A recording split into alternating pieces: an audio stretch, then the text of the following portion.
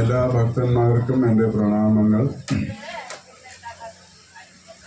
നമ്മുടെ നിശ്ചയിച്ച പ്രകാരം നമ്മുടെ ഹിസ് ഹോളിനെസ് ഭക്തിവിനോദ് സ്വാമി മഹാരാജ് ഇവിടെ രാവിലെ എത്തുമെന്നും ഉദ്ഘാടനം ചെയ്യുമെന്നും പ്രതീക്ഷിച്ചിരുന്നു. അവിടെ നാളെയും മറ്റന്നാളും കോയമ്പത്തൂർ ഇസ്കോണിൽ അവിടെ ഒരു സങ്കീർത്തൻ ഹാൾ ഉദ്ഘാടനത്തിൻ്റെ തിരക്കിലാണ് മഹാരാജ്. ഞാൻ നിരന്തരം ബന്ധപ്പെട്ടിരുന്നു. മഹാരാജ് പറ്റിയാൽ ഇന്ന് ഉച്ചയ്ക്ക് ഏതെങ്കിലും ഒരു ഗ്യാപ്പിൽ വരാമെന്ന് വാഗ്ദാനം കൊടുത്തിട്ടുണ്ട്. രാവിലെ വരാൻ പറ്റിയില്ല. നമ്മുടെ ലക്ക് നമുക്ക് പരിശോധിക്കാം. ഓക്കെ. പിന്നെ വൈകുന്നേരം ജഗസാക്ഷിദാസ് പ്രഭു എത്തും. ഇപ്പോൾ വൈകുന്നേരം ജഗസാക്ഷിദാസ് പ്രഭുവിൻ്റെ ക്ലാസ് ഉണ്ടാവും. നാളെയും ഉണ്ടാവും. ജഗസാക്ഷിദാസ് പ്രഭുവിൻ്റെ ക്ലാസ് ഇന്നും നാളെയും ഉണ്ടാവും. അപ്പോൾ എല്ലാവരും ഉച്ചയ്ക്ക് ശേഷം നമ്മുടെ ഒരു ചുരുങ്ങിയ ഒരു ഇൻട്രൊഡക്ഷൻ കൊടുത്തതിന് ശേഷം നമുക്ക് അഭിഷേകത്തിലേക്ക് കടക്കാം. എന്തായാലും രാവിലെ തൊട്ട് ഇത്രയും നേരം സങ്കീർത്തനം പാടി ക്ഷീണിച്ചിരിക്കുന്ന ഭക്തന്മാർക്ക് ഒരു ശുഭവാർത്തയും കൂടെ പറയാൻ വേണ്ടിയിട്ടാണ് ഞാൻ ഈ അവസരം ഉപയോഗിക്കുന്നത്. ഇന്നത്തെ പ്രത്യേകത എന്താണ്? ഇന്നത്തെ പ്രത്യേകത നമ്മുടെ 25ാം വാർഷികം, അതായത് സിൽവർ ജൂബിലി സെലിബ്രേഷനായിട്ട് 2000 വിഷു ദിവസമാണ് നമ്മുടെ ഹിസ് ഹോളിനെസ് ഭക്തിവിനോദ് സ്വാമി മഹാരാജ്, നന്ദപുത്രദാസ് പ്രഭു തുടങ്ങിയ ഭക്തന്മാർ വന്നിട്ടാണ് ഇത് ഉദ്ഘാടനം ചെയ്ത് ഈ സങ്കീർത്തന മണ്ഡപം ഉദ്ഘാടനം ചെയ്തത്. ഇപ്പോൾ 25 വർഷം തികഞ്ഞു. അതിൻ്റെ നിറവിലാണ് നമ്മളിവിടെ ഒത്തുചേരുന്നത്. ഇന്നത്തെ ഒരു പ്രത്യേകത അത് മാത്രമല്ല, ഇന്നൊരു പ്രത്യേകതയും കൊണ്ട് എത്ര പേർക്കറിയാം? ഇന്ന് ഹനുമാൻ ജയന്തിയാണ്. ഭക്ത ഹനുമാനിക്ക്. അപ്പോൾ ഹനുമാനെ കുറിച്ച് ഒരു 10 മിനിറ്റ് സംസാരിക്കണ്ടേ? അല്ലെങ്കിൽ ഹനുമാന് വിഷമാവല്ലേ? ഓക്കെ. ഓം നമോ ഭഗവതേ വാസുദേവായ. ഓം നമോ ഭഗവതേ വാസുദേവായ. ഓം നമോ ഭഗവതേ വാസുദേവായ. നാരായണം നമസ്കൃത്യം നരം ചൈവ നരോത്തമം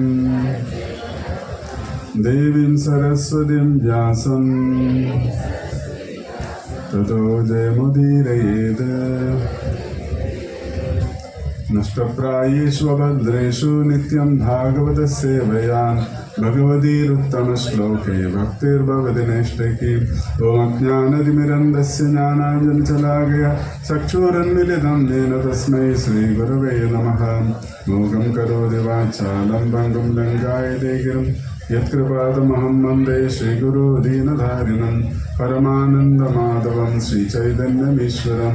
നമോ ഓം വിഷ്ണുപാദായ കൃഷ്ണപ്രേഷ്ഠായ ഭൂതലേ ശ്രീമതേ ഭക്തിവേദാന്ത സ്വാമിനിതി നാമിനെ. നമസ്തേ സാരസ്വതീ ദേവേ ഗൗരവാണി പ്രചാരിണേ നിർവിശേഷശൂന്യവാദി പശ്ചാത്തദേശധാരിണി. ജയ ശ്രീ കൃഷ്ണ ചൈതന്യ പ്രഭു നിത്യാനന്ദ ശ്രീ അദ്വൈത ഗദാധര ശിവശാദി ഗൗരഭക്തവൃന്ദ.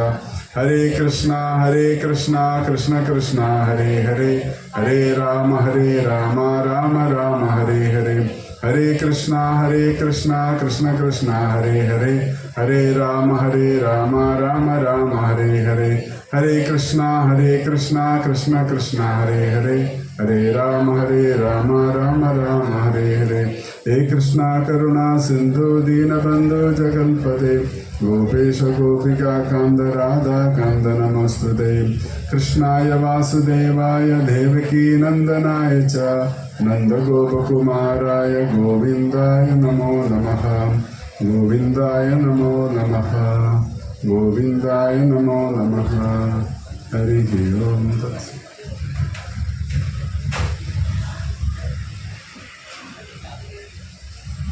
ഹരേ കൃഷ്ണ. എന്നേക്കാളും ശ്രേഷ്ഠ ഭക്തന്മാർ വേദിയിലിരിക്കുമ്പോൾ ബ്രഹ്മചന്ദ്രദാസ് പ്രഭു തുടങ്ങിയിട്ടുള്ള ഭക്തന്മാർ ഇവിടെ ഇരിക്കുമ്പോൾ എനിക്ക് പേടിയാണ് സംസാരിക്കാൻ. എന്നാലും ഓൾ ഇന്ത്യ റേഡിയോയിൽ ഒരു പരിപാടി കേട്ടിട്ടുണ്ടാവും. എന്താണ്? ശ്രേഷ്ഠ ഗായകന്മാർ വന്നില്ലെങ്കിൽ ആസ്ഥാന ഗായകനെടുത്ത് വയല് വായിക്കാൻ തുടങ്ങും. കേട്ടിട്ടുണ്ടോ? അതുപോലെ വയല് വായിക്കാൻ തുടങ്ങാണ് ഞാൻ വയലിൻ. എല്ലാവരും ഒന്ന് സഹിക്കുക. കാരണം നമ്മളെല്ലാവരും പ്രതീക്ഷ ഹിസോളിനസ് ഭക്തിവിനോദ സ്വാമി മഹാരാജ് എത്താത്തതുകൊണ്ട് ആസ്ഥാന ഗായകൻ ഞാൻ വയല് വായിക്കാൻ പോവാണ്. കുറച്ച് നേരം ക്ഷമിക്കുക. ഇന്ന് രാവിലെ പെട്ടെന്ന് മഹാരാജ് പറഞ്ഞു അവിടെ തിരക്കാണ്, നീ എങ്ങനെയും മാനേജ് ചെയ്യൂ, ഉച്ച സമയത്ത് ഞാനൊരു ഗ്യാപ്പിൽ വരാൻ നോക്കാം. കാരണം അവിടുത്തെ തിരക്ക് കൊണ്ടാണ്, അല്ലാതെ വരാതിരിക്കില്ല. മേനോൻപാറയ്ക്ക് ഒരിക്കലും മഹാരാജ് എന്നോട് പറഞ്ഞു, നീ വിളിച്ച എവിടേക്ക് ഞാൻ വന്നിട്ടില്ലേ, ഇത്രയും തിരക്കാണ്. ഞാൻ സമ്മതിച്ചു. അപ്പോൾ വയലിൻ വായിക്കാം. ഓക്കെ. രാമായണത്തില് ഒരു കാണ്ഡം മുഴുവനും ഹനുമാനെ കുറിച്ചുള്ള സേവനത്തിന്റെ മികവിനെ കുറിച്ചാണ്. സുന്ദരകാന്ഡം. ഭഗവാൻ എപ്പോഴും തന്നെക്കാളും കൂടുതൽ പ്രാധാന്യം തൻ്റെ ഭക്തന്മാർക്ക് കൊടുക്കാറുണ്ട്. ഭഗവാനെ പ്രകീർത്തിച്ച് പറയുന്നതിനേക്കാളും ഭഗവാൻ ഇഷ്ടം തൻ്റെ ഭക്തനെ പ്രകീർത്തിക്കലാണ്. അതുകൊണ്ട് രാമായണത്തിൽ ഒരു കാണ്ഡം മുഴുവനും, ഒരു ഭാഗം, 8 ഭാഗത്തിൽ ഒരു ഭാഗം മുഴുവനും സുന്ദരകാന്ഡം. അപ്പോൾ ഇന്ന് ഹനുമാൻ ജയന്തിയാണ്. നമ്മളെല്ലാവർക്കും ഭക്ത ഹനുമാന്റെ ഭക്തിഭാവം, ദാസ്യഭാവം കിട്ടട്ടെ എന്ന് പ്രാർത്ഥിക്കാം. ചുരുക്കി പറയാം, കാരണം അഭിഷേകമുണ്ട്, പിന്നെ മഹാപ്രസാദമുണ്ട്. അതിൻ്റെ തിരക്കിലിടയ്ക്ക് നമുക്ക് ഈ ഒരു കേൾക്കാൻ എത്ര ക്ഷമയുണ്ടാവുമെന്ന് അറിയില്ല. എങ്കിലും ഹനുമാനെ പ്രകീർത്തിച്ചില്ലെങ്കിൽ ഇന്നത്തെ ദിവസം പൂർണ്ണമാവില്ല, അല്ലേ? ശരിയാണോ? ഹനുമാൻ ജയന്തി ദിവസം ഹനുമാനെ പ്രകീർത്തിക്കണ്ടേ, പുകഴ്ത്തി പറയണ്ടേ, എന്നാലല്ലേ നമുക്ക് ഒരു പുണ്യം കിട്ടുള്ളൂ. അപ്പൊ അതുകൊണ്ട് ഞാൻ സംസാരിക്കാൻ പോണേ. എല്ലാവരും ക്ഷമയോടെ ഇരിക്കുമല്ലോ, ശ്രദ്ധയോടെ ഇരിക്കും. Okay, thank you.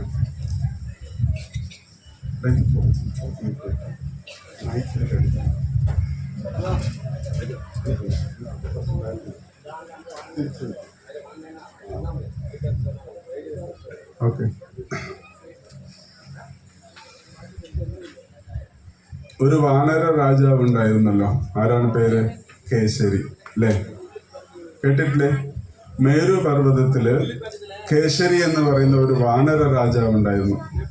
ആ വാനര രാജാവിന്റെ പത്നിയുടെ പേരാണ് അഞ്ജനാദേവി. ഓക്കെ. അപ്പൊ ഇവര് രണ്ടുപേരും മേരു പർവ്വതത്തില് രാജാവായിട്ട് ജീവിക്കുന്ന സമയത്ത് അവർക്കൊരു ആഗ്രഹം. എന്താഗ്രഹം? ഭഗവാന്റെ ഒരു പരമഭക്തനെ കുഞ്ഞായി കിട്ടണം എന്ന് അവര് ആഗ്രഹിക്കുന്നു. എന്നിട്ട് അവര് തപസ്സിരിക്കുകയാണ്. പണ്ട് കാലത്തൊക്കെ കുട്ടികളെ കിട്ടണമെങ്കിൽ അവർ തപസ്സിരുന്നിട്ട് വേണം സന്താനവൃത്തി ഉണ്ടാക്കാൻ. ഇന്ന് പോലെ അന്ന് കാലത്ത് എല്ലാവരും തപസ്സിരുന്നു. ഇപ്പൊ ഭഗവാനെ മകനായി കിട്ടാൻ വേണ്ടിയിട്ട് ദേവകി വസുദേവർ തപസ്സിരുന്നു, അല്ലെ? 10,000 വർഷം അവർ തപസ്സിരുന്നിട്ടാണ് ഭഗവാനെ കുഞ്ഞായി കിട്ടിയത്. അതുപോലെ ഹനുമാനെ മകനായി കിട്ടാൻ വേണ്ടി അഞ്ജനാദേവിയും കേസരി രാജാവും തപസ്സിരുന്നു. അതുകൊണ്ട് ഭക്തനെ കിട്ടി. ഇപ്പോ പെൺകുട്ടികളെല്ലാം വിവാഹം കഴിഞ്ഞ് ഗർഭം ധരിച്ചു കഴിഞ്ഞാൽ മൊബൈൽ നോക്കിക്കൊണ്ടിരുന്നാൽ ആ കുട്ടി ജനിച്ചാൽ അവന് ജനിച്ച ഉടനെ മൊബൈൽ ചോദിക്കും, അല്ലേ? ഇപ്പൊ ജനിച്ച കുട്ടികളെല്ലാം മൊബൈൽ നന്നായി നോക്കുന്നുണ്ട്. നമ്മളെക്കാൾ എക്സ്പെർട്ടാ. നമുക്കറിയാത്ത കാര്യം 2 വയസ്സ് 3 വയസ്സായ കുട്ടികൾ നമുക്ക് പഠിപ്പിച്ചു തരും. ഇത് എവിടെ നിന്നാണ് കിട്ടിയത്? ഗർഭത്തിൽ നിന്നാണ് കിട്ടിയത്. കാരണം ആ കുട്ടികൾ ഗർഭത്തിലിരിക്കുമ്പോൾ ഒരു മൊബൈൽ നോക്കിക്കൊണ്ടിരുന്ന അമ്മമാര്. അതുകൊണ്ട് ഭക്തരെ വേണമെങ്കിൽ നാമം ചൊല്ലി ജപം ഇരുന്ന് തപസ്സിരുന്ന് വേണത്തിൽ മക്കളെ പ്രസവിക്കാം. ഓക്കെ. അപ്പൊ അങ്ങനെ അഞ്ജനാദേവി എന്ത് ചെയ്തു? തപസ്സിരുന്നു. ഇപ്പൊ രണ്ടുപേരും തപസ്സിരിക്കുന്ന സമയത്ത് ഇവര് കാട്ടിൽ ചെന്ന്, അത് മേരുപർവ്വതം കാട് തന്നെയാണല്ലോ, അവിടെ തപസ്സിരിക്കുന്ന സമയത്ത് ഭരദ്വാജ മുനിയെ ഒരു അസുരൻ വധിക്കാനായിട്ട് വരുന്നത് ആര് കണ്ടു? ഈ കേസരി രാജാവ് കണ്ടു. അപ്പൊ കേസരി രാജാവ് അവിടെ ചെന്ന് ഭരദ്വാജ മുനിയെ രക്ഷിച്ചു. ആ അസുരനെ യുദ്ധം ചെയ്ത് തോൽപ്പിച്ചു. അപ്പൊ അതുകൊണ്ട് ഋഷികളെല്ലാം വലിയ സന്തോഷമായി. അവരെല്ലാം ചോദിച്ചു, എന്ത് വരദാനം വേണം? അപ്പൊ അവര് മനസ്സിലുള്ള ആഗ്രഹം പറഞ്ഞു, ഞങ്ങൾക്കിങ്ങനെ ഒരു ഒരു ഉത്തമ ഭക്തനെ കിട്ടണം, മഹാഭാഗവത ആളെ ഞങ്ങളുടെ കുട്ടിയായി കിട്ടണം, അനുഗ്രഹിക്കണം പറഞ്ഞു. അപ്പോൾ അവരെന്ത് ചെയ്തു? ഉറപ്പായിട്ടും നിങ്ങൾക്ക് നല്ല മകനെ കിട്ടും, ഭക്തനായ മകനെ കിട്ടും. അപ്പോൾ അവർക്ക് എന്താ ആവശ്യം? ഭഗവാന്റെ ഉത്തമ ഭക്തനായിരിക്കണം നമ്മുടെ മകൻ എന്നായിരുന്നു അവരുടെ ആഗ്രഹം. അപ്പം അങ്ങനെ അവരുടെ ഈ അനുഗ്രഹം കിട്ടി, ഋഷിമാരുടെ അനുഗ്രഹം കിട്ടി. ഇവരുടെ ആഗ്രഹം സബലീകരിക്കാൻ വേണ്ടിയിട്ട് ഈ സമയത്ത് എന്ത് ചെയ്തു? ഇവിടെ ഒരുപാട് കാര്യങ്ങൾ തമ്മിൽ ബന്ധിപ്പിക്കുന്നുണ്ട്. അപ്പോൾ കൈലാസത്ത് ഇവരിങ്ങനെ ആഗ്രഹിച്ച സമയത്ത് കൈലാസത്ത് മഹാദേവൻ തൻ്റെ പത്നിയായിട്ടുള്ള പാർവതി ദേവിയോട് സ്നേഹപൂർവ്വം ഒരു കുരങ്ങൻ്റെ രൂപത്തിൽ വന്നിട്ട് അവിടെ ബന്ധപ്പെടാനായിട്ട് ആഗ്രഹിക്കുന്ന സമയത്ത് പാർവതി പറഞ്ഞു, മഹാദേവൻ കുരങ്ങൻ്റെ രൂപം എടുത്തു. അവർക്ക് ഇഷ്ടമുണ്ടല്ലോ, ഏത് രൂപം വേണമെങ്കിൽ എപ്പോൾ വേണമെങ്കിൽ അവർക്ക് മാറ്റാം. മഹാദേവൻ ഒരു കുരങ്ങൻ്റെ രൂപം എടുത്തു വന്ന് പാർവതി ദേവിൻ്റെ അടുത്ത് സ്നേഹം കാണിക്കപ്പോൾ പാർവതി ദേവി പറഞ്ഞു, ഈ രൂപം എനിക്ക് ഇഷ്ടമില്ല, അതുകൊണ്ട് ഞാനിത് സമ്മതിക്കില്ല പറഞ്ഞു. അപ്പോഴേക്കും ബീജസ്ഖലനം സംഭവിച്ചു കഴിഞ്ഞു. അപ്പോൾ എന്ത് ചെയ്തു? ഇതൊരു പരമഭക്തനാണ് ഈ ബീജത്തിലിരിക്കുന്നത്. അപ്പോൾ ഈ ഭക്തനെ കൊണ്ട് എവിടെയെങ്കിലും എത്തിക്കണോ വേണ്ടയോ? അപ്പോൾ എന്ത് ചെയ്തു? ആ കർത്തവ്യം ഒരു ദൈവം ഏറ്റെടുത്തു. അതാണ് വായുദേവൻ. ആ വായുദേവൻ ഈ ശുക്ലത്തിനെ, കാരണം വളരെ ചൂടുള്ളതാണ്, ആർക്കും എടുക്കാൻ പറ്റില്ല കൈകൊണ്ട്, അത്രയും അഗ്നി തുല്യമായിട്ടുള്ള ആ ശുക്ലത്തിനെ ആർക്ക് കൊണ്ട്, ഇപ്പോൾ വായുദേവൻ തന്നെ അതിനെ സ്വീകരിച്ചു. കാരണം വായുദേവന് തണുപ്പിക്കാൻ പറ്റും, ചൂട് സഹിക്കാൻ പറ്റും. അപ്പോൾ വായുദേവൻ തന്നെ ആ ബീജത്തിനെ കൊണ്ട് നടക്കുക. ഏതാ പുണ്യവതി? ആർക്കിത് ഏത് ഗർഭത്തിൽ കൊടുക്കാൻ പറ്റും? ഉറങ്ങുന്നവരെല്ലാം ഒന്ന് കണ്ണുണരുക. ഇത് ഈ ദേവിനെ, ഈ ബീജത്തിലുള്ള ഈ ജീവാത്മാവിനെ ആർക്ക് കൊടുക്കാൻ പറ്റും? അപ്പോൾ ഈ വായുദേവൻ ആ മഹാദേവന്റെ ബീജം കൊണ്ട് ആ പുണ്യവതിയെ തേടി നടക്കുകയാണ്. അങ്ങനെ നടക്കുന്ന സമയത്താണ് ഇവിടെ അനുഗ്രഹം കിട്ടിയത്. ആർക്ക്? ഋഷിമാരുടെ, ഭരദ്വാജ മുനി തുല്യരായിട്ടുള്ള ഭരദ്വാജ മുനിയുടെയും അവർ മറ്റു ഋഷിമാരുടെയും അനുഗ്രഹം കിട്ടി. ഇവിടെ ആരിയ്ക്കുന്നു? അഞ്ജനാദേവി ഇരിക്കുകയാണ്. ആഗ്രഹം, അനുഗ്രഹം എല്ലാം കിട്ടി അവിടെ ഇരിക്കുകയാണ്. അപ്പം നേരെ വായുദേവനോട് കൊണ്ടുവന്നു. അഞ്ജനാദേവിനെ തൊട്ടു, ഗർഭം ധരിച്ചു. ഈ എന്താ പറയുക, ദൈവങ്ങൾക്ക് സാധാരണ മനുഷ്യന്മാരെ പോലെ ആ പ്രക്രിയയിൽ കൂടെ ഗർഭം ധരിക്കേണ്ട ആവശ്യമില്ല, അല്ലേ? ബ്രഹ്മാവ് എങ്ങനെയാണ് ഉണ്ടായത്? ഭഗവാന്റെ നാഭികമലത്തുനിന്ന്. അതുപോലെ വായുദേവൻ ഈ ബീജത്തിനെ കൊണ്ടുവന്ന് അഞ്ജനാദേവിയുടെ ഗർഭത്തിൽ പ്രവേശിപ്പിച്ചിട്ട് ഒരു സേവനമാണ് ചെയ്യുന്നത്. അങ്ങനെ സേവനം ചെയ്തു, അഞ്ജനാദേവി ഗർഭവതിയായി. അങ്ങനെയാണ് വായുപുത്രൻ എന്നും. ശരിക്കും ആരുടെ ബീജമാണ് ഹനുമാൻ? മഹാദേവന്റെ ബീജമാണ്, മഹാദേവന്റെ പുത്രനാണ്. പക്ഷെ ആ ഒരു സേവനം ഇടയ്ക്ക് ചെയ്ത് മാത്രമാണ് വായുദേവൻ. അതുകൊണ്ട് വായുപുത്രൻ എന്ന് ഹനുമാനെ പറയും. അങ്ങനെ ഗർഭം ധരിച്ചു. ആ കുഞ്ഞ് പ്രസവിച്ചപ്പോൾ നമ്മൾ കണ്ട എന്താണ്? ജനിച്ച മാത്രമേ ആ കുഞ്ഞ് വലിയ കുട്ടിയായിട്ട് ആകാശത്തിൽ പറക്കാനും വികൃതികൾ കാണിക്കാനും തുടങ്ങി. അപ്പോൾ നമുക്കെല്ലാവർക്കും അറിയുന്ന ഒരു പാസ് ടൈമാണ് സൂര്യനെ പിടിച്ച് വിഴുങ്ങിയെന്നും ഇങ്ങനെ ഒരു കഥയുണ്ടല്ലോ. അക്ഷരത്തിൽ സൂര്യനെ പിടിച്ച് വിഴുങ്ങിയതല്ല. അതായത് ഹനുമാൻ ജനിച്ചവൻ നോക്കുന്നതാണ്.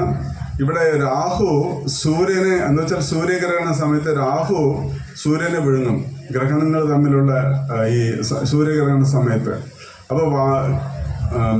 അപ്പോൾ രാഹു സൂര്യനെ ഇങ്ങനെ വിഴുങ്ങാൻ പോകുന്ന കണ്ടിട്ടാണ് ഈ ഹനുമാൻ നേരെ ഓടി ആരെ രക്ഷിച്ചു? സൂര്യദേവനെ രക്ഷിച്ചു. കാരണം ദിനേശ് എന്ന് പറഞ്ഞ വാക്കിൻ്റെ അർത്ഥം എന്താണ്? സൂര്യൻ. ദിനേശ് എന്ന പേര് സൂര്യ ഭഗവാനുള്ളതാണ്. കാരണം ഒരു ദിനം തുടങ്ങുന്ന ആരെ കൊണ്ടാണ്? സൂര്യനെ കൊണ്ടാണ്. അപ്പോൾ ദിനേശ് എന്ന് പറഞ്ഞാൽ നമ്മുടെ ദിനേശ് പ്രഭു ഇവിടെ ഉണ്ടോ? ഉണ്ട്. നമ്മുടെ സൂര്യദേവൻ ഇവിടെ ഉണ്ട്. അപ്പോൾ ദിനേശ് എന്ന് പറഞ്ഞാൽ സൂര്യദേവന്റെ പേരാണ്. അപ്പോൾ ദിനേശിനെ രക്ഷിച്ച ആളാരാണ്? ഹനുമാൻ. അങ്ങനെ ഹനുമാൻ എന്ത് ചെയ്തു? രക്ഷിക്കാൻ പോയി. പക്ഷേ ഈ ഉടനെ ഈ രാഹു ചെന്നിട്ട് ഇന്ദ്രനോട് പറഞ്ഞു, ഞാനിങ്ങനെ എൻ്റെ ഡ്യൂട്ടി ചെയ്യാൻ സമ്മതിക്കുന്നില്ല ഹനുമാൻ. ഉടനെ ഇന്ദ്രൻ എന്ത് ചെയ്തു? ആ വജ്രം കൊണ്ട് ഹനുമാൻ എന്ന് വെച്ചാൽ ഹനു എന്ന് പറഞ്ഞാൽ എന്താണ്? താടയുടെ ഭാഗം. അവിടെ വജ്രായുധം കൊണ്ട് ആക്രമിച്ചപ്പോൾ ആ ഹനുമാൻ എന്ത് ചെയ്തു? വാസ്തവത്തിൽ വജ്രായുധം കൊണ്ട് ഉപയോഗിച്ച് കഴിഞ്ഞാൽ എല്ലാം തവിടുപൊടിയാവണം. പക്ഷെ ഹനുമാൻ ഒന്നും പറ്റിയിട്ടില്ല. അപ്പൊ എന്തോ വലിയ ശക്തി ആർക്കുണ്ട്? ഹനുമാനുണ്ട്. ഹനുമാൻ സാധാരണ ഒരു ദൈവമല്ല, അതായത് പരമഭക്തനാണ്. ഉടനെ ആ കുഞ്ഞ് മോഹാലസ്യപ്പെട്ടു. ഉടനെ വായുദേവൻ എന്ത് ചെയ്തു? എൻ്റെ മോനെ ആരാ ഇങ്ങനെ ഉപദ്രവിച്ചെന്ന് പറഞ്ഞ് വായുദേവന് ദേഷ്യം വന്നു. ഈ കുഞ്ഞിനെ എടുത്തുകൊണ്ട് ഓടി. എന്നിട്ട് അവസാനം ഈ പ്രപഞ്ചം മുഴുവൻ നിശ്ചലമാക്കി. വായുദേവൻ എന്ത് ചെയ്യാൻ പറ്റും എന്നുവെച്ചാൽ, വായുവില്ലെങ്കിൽ നമ്മുടെ ഈ ലോകത്തിലൊന്നും സംഭവിക്കില്ല, അല്ലേ? ചലനം സംഭവിക്കുന്നതന്നെ വായുദേവനിൽ കൂടെയാണ്. നമ്മുടെ ശരീരത്തിന് അപാന, ഉദാന, വ്യാന, പ്രാണൻ എന്ന് പറഞ്ഞിട്ട് 5 വായുക്കളുണ്ട്. ഇതൊന്നും ഇല്ലെങ്കിൽ നമുക്ക് കഴിക്കാനും പറ്റില്ല, ഒന്നും ചെയ്യാൻ പറ്റില്ല, ദഹിക്കൂല. അങ്ങനെ പ്രാണൻ എന്ന് പറയുന്ന വായുവാണ്. ഈ 5 വായുക്കളും ചേർന്നിട്ടാണ് ജീവാത്മാനെ കെട്ടിയിടുന്നത് ഈ ശരീരത്തിൽ. ജീവാത്മാ സ്വസ്ഥനാണ്, സ്വതന്ത്രനാണ്. ഇതിനെ പിടിച്ച് കെട്ടിയിടണ്ടേ? ഈ ജീവാത്മാനെ കെട്ടിയിടുന്നത് എന്താണ്? ഈ 5 വായുക്കളാണ് ഈ ശരീരത്തിൽ ജീവാത്മാനെ കെട്ടിയിടുന്നത്. അപ്പോൾ അതിൽ അവസാനത്തെ വായുവാണെന്ന് മരിക്കുന്ന സമയത്ത് ഓരോ വായുകളും അതിൻ്റെ ബന്ധം വിക്ഷയിക്കുന്ന സമയത്ത് അവസാനം ഒരു വായുവാണ് പ്രാണവായു. ശരീരം വിട്ട് പോകും. അപ്പോഴാണ് ഈ ശരീരം അതിൻ്റെ കൂടെ പോകുന്നത്. അതുകൊണ്ട് ആൾക്കാർ എന്താ പറയുന്നത്? പ്രാണൻ പോയി എന്ന് പറയുന്നത്. ജീവൻ പോയി എന്ന് പറയുന്നേക്കാളും പ്രാണൻ പോയി എന്ന് പറയും. കാരണം പ്രാണവായു പുറത്തു പോയി കഴിഞ്ഞാൽ അതിൻ്റെ കൂടെ ജീവനും പുറത്തു പോകും. അപ്പോൾ അങ്ങനെ വായുദേവൻ എന്ത് ചെയ്തു? നിശ്ചലമാക്കി പ്രപഞ്ചത്തിന്. ഇവിടെ ശബ്ദങ്ങളൊന്നുമില്ല, എല്ലാം അപ്പോൾ ഈ ദേവാദി ദേവകളെല്ലാം ഓടിച്ചെന്നിട്ട് ബ്രഹ്മാവിൻ്റെ അടുത്ത് അഭ്യർത്ഥിച്ചു. ബ്രഹ്മാവ് വന്നിട്ട് ഹനുമാനോട് വായുദേവനോട് പറയാണ്, ഇങ്ങനെ ചെയ്താൽ ഈ പ്രപഞ്ചം എങ്ങനെ പരിപാലിക്കുക? ഉടനെ ഹനുമാൻ അപ്പോൾ വായുദേവൻ പറഞ്ഞു, എൻ്റെ പുത്രനെ വജ്രായുധം കൊണ്ട് ഇന്ദ്രന് ശിക്ഷിച്ചതിന് പരിഹാരം കൊടുക്കണമെന്ന്. അപ്പോൾ ബ്രഹ്മ പറഞ്ഞു, ശരി, നിന്റെ ഈ പുത്രന് ഒരു അനുഗ്രഹം ഞാൻ തരാം. എന്താണ് അനുഗ്രഹം? അതായത് ഈ ചിരഞ്ജീവിയാണ്, എന്ന് വെച്ചാൽ മരണം ഇല്ല. ഒരിക്കലും നിന്റെ കുട്ടിക്ക് ഇനി മരണമില്ല. അപ്പോൾ ചിരഞ്ജീവിയായിട്ട് ജീവിക്കട്ടെ എന്നാണ് ആ കുട്ടീനെ അനുഗ്രഹിച്ചത്. അങ്ങനെ ഹനുമാൻ നമ്മുടെ എന്താ പറയുക, പ്രിയപ്പെട്ട ഹീറോ ആണല്ലേ. സ്പൈഡർമാൻ, ഹീമാൻ, സൂപ്പർമാൻ, ഹനുമാൻ, അല്ലേ? നമുക്കാരാണ് സൂപ്പർമാൻ? ഹനുമാനാണ്. സ്പൈഡർമാൻ അല്ല, സൂപ്പർമാൻ അല്ല. നമ്മുടെ ആത്മീക ഹീറോ ആരാണ്? ഹനുമാൻ. അപ്പോൾ ഹനുമാനാണ് നമ്മുടെ അതെന്ന് വെച്ചാൽ ദാസ്യഭാവത്തിൻ്റെ ഭക്തി എങ്ങനെയാണ്, അത് നമുക്ക് എങ്ങനെ കണ്ട് മനസ്സിലാക്കുന്നതിൻ്റെ ഒരു പ്രതീകമാണ് ഹനുമാൻ. പിന്നെ അങ്ങനെ ഹനുമാൻ അറിയപ്പെട്ട ഒരു ഭക്തനായി. രാമായണത്തിൽ ഹനുമാനെക്കുറിച്ച് എത്ര അതിശയങ്ങളായിട്ട് സന്ദർഭങ്ങളുണ്ട്. അപ്പോൾ ഹനുമാൻ എന്ത് ചെയ്തു? അതിനുശേഷം ഈ കിഷ്കിന്ധയിലാണ് താമസിച്ചത്. അങ്ങനെ ഒരുപാട് കാര്യങ്ങൾ ഹനുമാന്റെ ജീവിതത്തിൽ. രാമചന്ദ്ര ഭഗവാന്റെ വലിയ ഭക്തനായിരുന്നു. ഹനുമാനെക്കുറിച്ച്, ഹനുമാന്റെ ഭക്തിനെക്കുറിച്ച് നമുക്ക് കേട്ടിട്ട് അതിൻ്റെ അർത്ഥം മനസ്സിലായില്ലെങ്കിൽ നമുക്ക് ഹനുമാനെ ഒരിക്കലും ഒരു ഭക്തിയോടെ ആചരിക്കാൻ സാധിക്കും. എല്ലാവരും ഹനുമാന്റെ അടുത്ത് പോയിട്ട് ചോദിക്കുന്നത് എന്താണ്? ശക്തി വേണം, ഹനുമാനെ പോലെ ബലവാനായിരിക്കണം എന്നാ ചോദിക്കണം. അങ്ങനെയില്ല, ഭക്തി വേണമെന്ന് ചോദിക്കണം, ശക്തിയല്ല. ഭക്തി എന്ന് പറയുന്ന ശക്തിയാണ് ഹനുമാൻ എപ്പോഴും കാത്തു സൂക്ഷിക്കുന്നത്. ഇപ്പോൾ ഹനുമാന്റെ അടുത്ത് നമ്മൾ പ്രാർത്ഥിക്കുമ്പോൾ, ഹനുമാൻ ചാലീസൊക്കെ പറയുന്ന ആൾക്കാർ അതിൽ ഏറ്റവും വലിയ ശ്രീരാമ ഭക്തി വേണമെന്നാ ചോദിക്കുക. അല്ലാതെ ബലവാനായിട്ട് എന്താ കാര്യം? ഭക്തി എന്ന് പറഞ്ഞ ശക്തിയാണത്രേ ഹനുമാന്റെ ശക്തി. അപ്പോൾ ഹനുമാനെ ആചരിക്കുന്ന ആൾക്കാർ എല്ലാവരും കോട്ടയിലൊരു ഹനുമാൻ ക്ഷേത്രമുണ്ട്. അവിടെ ആൾക്കാർ വടമാലയിടും. എന്തിനാണ് പോണത്? അവർക്ക് ഭൗതികമായിട്ടുള്ള നേട്ടമാണ്. പക്ഷെ ആത്മീയമായിട്ട് ഹനുമാനോട് പ്രാർത്ഥിക്കുന്ന ആൾക്കാർ തീരെയില്ല. ഇപ്പോൾ കൃഷ്ണഭക്തന്മാരെന്ന് പറയുമ്പോൾ എന്ത് ചെയ്യും? ഹനുമാന്റെ അതേ ഭക്തി മനോഭാവം വേണം. അതായത് ഹനുമാൻ കോൺഷ്യസ്നെസ് എന്ന് പറയും. നമ്മുടെ ഭക്തി എന്തായിരിക്കണം? ഹനുമാൻ കോൺഷ്യസ് ആയിരിക്കണം. ഹനുമാൻ എങ്ങനെയാണ് ഭക്തി? അതേപോലെ. അപ്പോൾ ഹനുമാന്റെ അടുത്ത് അവസാനം ഈ യുദ്ധമെല്ലാം കഴിഞ്ഞ് തിരിച്ച് അയോധ്യക്ക് പോകുന്ന സമയത്ത് ഹനുമാനോട് ഭഗവാൻ ചോദിക്കുകയാണ്, നിനക്ക് എന്ത് വേണം? അപ്പൊ ഹനുമാൻ എന്താ ചോദിച്ചത്? എനിക്കൊന്നും വേണ്ട. കാരണം ഈ ലങ്കയെ ചോദിച്ചാലും ഭഗവാൻ കൊടുക്കാൻ തയ്യാറാണ്. ആർക്ക് എന്ത് വേണമെങ്കിൽ കൊടുക്കാം. കാരണം ഭഗവാൻ യുദ്ധം ചെയ്തത് ഭഗവാന് വേണ്ടിയിട്ടല്ല. ലങ്ക വലിയ ഇന്ദ്രലോക തുല്യമായിട്ടുള്ള എല്ലാ സമ്പത്തും എവിടെയുണ്ട്? ലങ്കയിലുണ്ട്. ഈ രാവണ എല്ലാവിടെയും മോഷ്ടിച്ചുകൊണ്ട് അവിടെ വെച്ചിട്ടുണ്ട്. എവിടെ? ലങ്കയിൽ. ലങ്ക വലിയ സമ്പന്നമായിട്ടുള്ള രാജ്യമായിരുന്നു. പക്ഷെ ഹനുമാൻ ലങ്ക വേണമെന്ന് ചോദിച്ചോ? ഒന്നും ചോദിച്ചിട്ടില്ല. ഹനുമാൻ ചോദിച്ചത്, അതായത് എനിക്ക് ഭഗവാന്റെ നാമം ചൊല്ലാൻ എനിക്ക് സാധിക്കണം എല്ലായ്പ്പോഴും. അതുകൊണ്ടാണ് ഇപ്പം നമ്മൾ ഹനുമാന്റെ ക്ഷേത്രത്തിൽ പോയി കഴിഞ്ഞാൽ നമ്മളവിടെ പോയിട്ട് ജയ് ഹനുമാൻ എന്ന് പറഞ്ഞ അടി കിട്ടും. ഹനുമാൻ ഇഷ്ടമില്ല. അവിടെ ജയ് ശ്രീറാം എന്ന് പറഞ്ഞ ഹനുമാൻ ഉണ്ടാവും. അവിടെ പോയിട്ട് നമ്മൾ ജയ് ഹനുമാൻ പറഞ്ഞാൽ ആ ഗത കൊണ്ട് ഒരു അടി തരും. കാരണം എന്താ, ഹനുമാനെ തന്നെക്കുറിച്ച് പറയുന്ന ഇഷ്ടമില്ല. പക്ഷെ ശ്രീരാമന്റെ പേര് എവിടെയെല്ലാം പറയുന്നു അവിടെ ഹനുമാൻ ഉറപ്പായിട്ടുണ്ടാവും. അതുകൊണ്ടാണ് നമ്മൾ ഏത് ഹനുമാന്റെ ക്ഷേത്രത്തിൽ പോയാലും ജയ് ഹനുമാൻ പറയാൻ പാടില്ലല്ലോ, പറയില്ലല്ലോ, ജയ് ശ്രീറാം. കാരണം അത് കേൾക്കാൻ ആർക്കിഷ്ടം? ഹനുമാൻ ഇഷ്ടമാണ്. അപ്പൊ ഭഗവാന്റെ തിരുനാമം എല്ലാവിടെയും പറയും. ഇപ്പോൾ ഹനുമാന്റെ ഹൃദയത്തിനെ തുറന്ന് കാണിച്ചു കൊടുത്തപ്പോൾ എന്താ കണ്ടത്? സീതാറാം അല്ലേ? നമ്മുടെ ഹൃദയം തുറന്നാലോ, അത് ഫോട്ടോ എടുക്കാൻ പറ്റിയാലോ എത്ര മോശമായിരിക്കും അല്ലേ? ആരൊക്കെ ഉണ്ട് അവിടെ? ശരിക്കും പറഞ്ഞാൽ അത് ഫോട്ടോ എടുക്കാൻ കൊള്ളില്ല. അതുകൊണ്ടാണ് നമ്മൾ ഹൃദയം കാണിച്ചു കൊടുക്കാത്തത്. പക്ഷെ ഹനുമാന്റെ ഹൃദയത്തിൽ സീതാറാം അല്ലാതെ വേറെ ഒരു ആളുമില്ല. അങ്ങനെ ഇത്രയും ഉത്തമ ഭക്തനായിട്ടുള്ള ഭഗവാന്റെ ശ്രീരാമചന്ദ്ര ഭഗവാന്റെ ദാസനായിട്ടുള്ള ഹനുമാന്റെ ജന്മദിനമാണ് ഇന്ന്. എല്ലാവരും അതിനുവേണ്ടി പ്രാർത്ഥിക്കുക. സ്പെഷ്യലായിട്ട് ഹനുമാനോട് എന്ത് പ്രാർത്ഥിക്കണം? ആ മനോഭാവം, ഹനുമാനെ സേവിക്കാനുള്ള മനോഭാവം. ഹരേ കൃഷ്ണ.